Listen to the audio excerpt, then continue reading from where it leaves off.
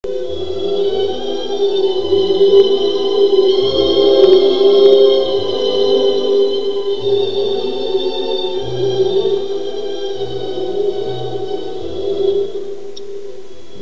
spoluobčané, tajní policisté, dámy a pánové.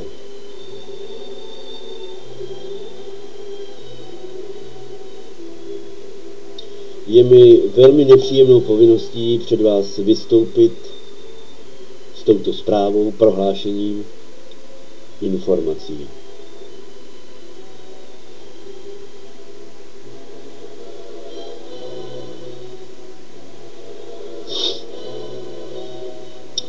Její samotný obsah daleko, ale daleko překračuje katastr naší obce a proto bude vysílán na celoplošných médiích, jak ve veřejnoprávních komunikačních a sdělovacích prostředcích, tak v prostředcích ryze soukromých.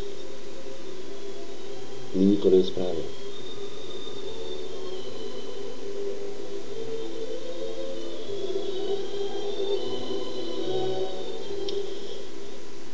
Tento měsíc se jmenuje únor.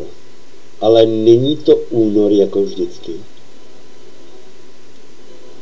Je kosa jako prase. Je lezavo.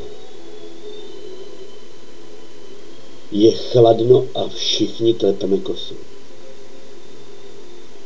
Dovolte mi proto, abych na vás ze své pozice guvernéra Odolená vody apeloval s tím, že je nutno teple se oblékat, pravidelně nasírat sousedy a zvyšovat jim tak tlak i jejich tělesnou teplotu, ale i pravidelně chodit tančit do nejrůznějších klubů.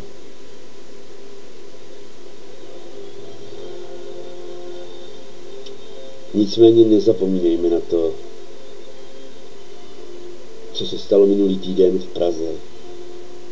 Nezapomeňme na 4 již dávno zletilé tanečníky, členy výměnného pobytu Brno tančí v Praze, Praha do Brna tančit nepojede a na jejich osud. Už nikdy se nevrátí do Brna stejný. Pozdě si uvědomili, že Brno není Praha, Tekin Kurtu už není Honza Zeman a že i když Brno má Masarykův okruh, Praha má Milhauze. Nezapomnějte na to ani ve chvíli, kdy půjdete tančit a budete si myslet, že všechno máte pod kontrolou. Děkuji vám za pozornost.